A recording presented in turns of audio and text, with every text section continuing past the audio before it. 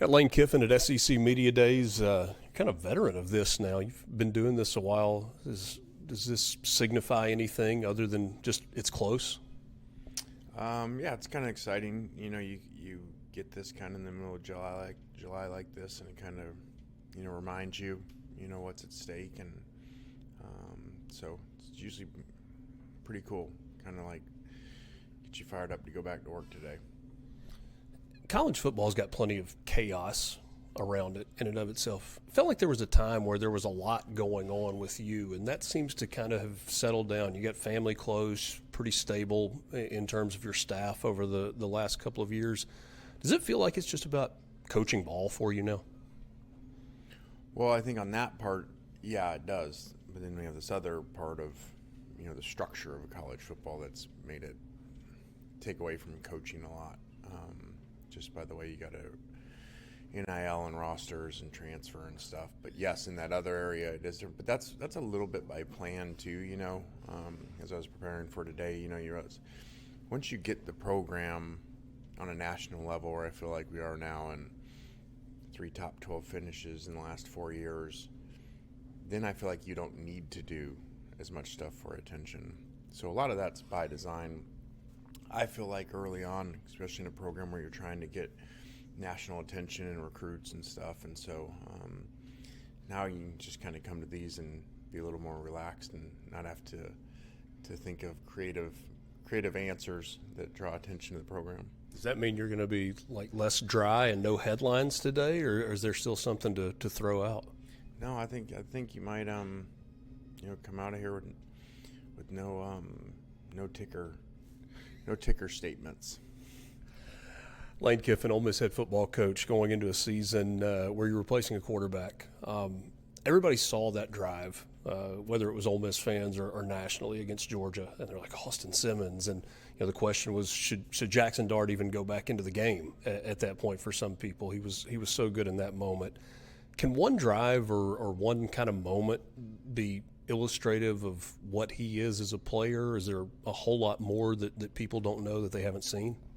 Well, I hope that means a lot. That was a really tough setting to go into against great players and a great team and down, and so he did an amazing job. But then it's a whole different challenge when you got to be the first guy and to come out. So he's got a lot of challenges ahead of him, but he's really doing a great job. There's no way to get away from comparisons when you have a quarterback like Jackson Dart was for the last couple of seasons, and there's a new starter coming in. When you look at the two of them, what are the similarities, but then where are the differences, just kind of in terms of skill set and maybe the way they approach game day? Yeah, I don't think there's a lot of similarities. I mean, you look at the right hand, left hand, I think that kind of describes everything about them, and how different they are. So that doesn't mean you're good or bad. There's, like I say in coaching, when I realize that's the Nick Saban, Pete Carroll thing, and I say, well, there's two of the best coaches ever, and they do everything opposite. So, this will be exciting. Other than the right hand, left hand, what's the difference for a left-handed quarterback? Does that change protections and offensive line and routes and the way? What does that mean? Not a whole lot. A little bit of just knowing where the backside is and how you protect and stuff, but it didn't change a whole lot, especially once you're not under center and the old traditional run game with all the nakeds and everything. We don't do as much of that anymore.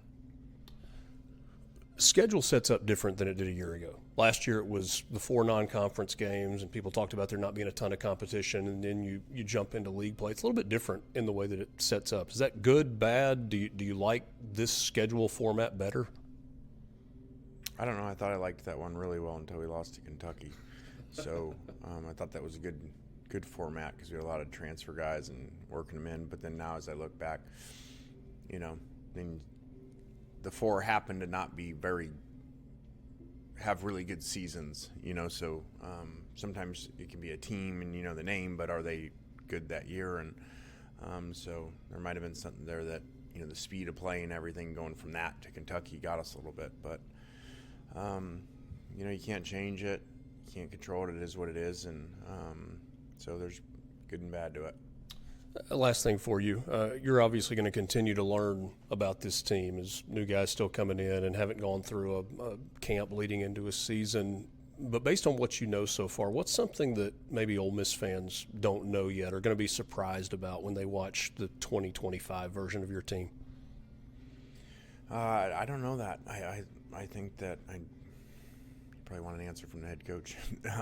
I don't know that because there's just a lot of new players and I think too just because the way we coach on offense forever and now on defense, we look different every year based off of our players. We really change to our players, so I can't really predict exactly what it's going to look like.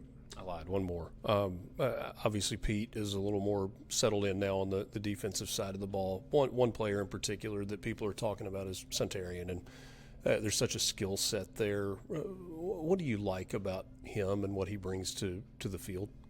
His work ethic. I mean, he just never says anything but just likes to work. And, play wherever you put him, do everything, play snaps on defense, play every snap, then go on special teams. He's just an awesome kid.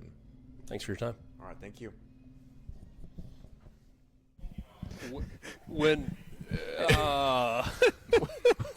I like the schedule until we lost to Kentucky. Every part of that interview was as 100% Lane Kiffin. It was when as Lane Kiffin. Yeah, one more. He cut you a look that would have melted steel. Oh my gosh. That of all the Lane Kiffin interviews that ever Lane Kiffined, that one Lane Kiffined the hardest. That was right where it was Max to be. Kiffining. Yeah. I was trying to kind of think through his answers. Like, is there anything more to take away from what he said? And I think he just kind of said what he said. Yeah. It's so different. I love the Kentucky line, though. That was fun. I kind of like the way the schedule's set up right up until we. Yeah, I mean, when your first three games look like by an average score of 65-10, and think you're on top of the world, it's so different than a year ago. Coming off the raw emotion last year. His father had just passed away, and he just seemed a little bit more at ease. And I know maybe that doesn't come across in the interview, but I was in the room with you when we did the one a year ago, and you could tell he was just not feeling it that day. At least in this one, he felt like he's making a joke there, and he feels like he's himself. We'll talk a little bit more about some jokes he made a little later, I guess. He was on a boat yesterday. He was, and maybe wearing his really nice boat, and maybe on a boat tomorrow. He might be right back. This may have been a one-day stop. He was on the stage too. You shouldn't, and you didn't ask him about that kind of stuff, but he was really reflective about losing his parents and. How just decided to steer clear from that. And for a good reason. They're going to cover that anyway. But he talked about it and how you lose your parents, but he didn't gain children. They've been alive for a while, but they've moved in with him. So you have to wrestle with the loss, but also the addition in your home of your kids. It's a very interesting emotional thing that he talked about on the stage today, and he is more human now than he's ever been. Yeah. I got to be a little more energetic maybe in the way I ask the question. See if I can elicit a little more emotion You're from still him. getting side eyes, man. I'll go next year. Oh. Well, I'll get some answers out of him. That is the College Football Fix driven by Ford and your local Mississippi.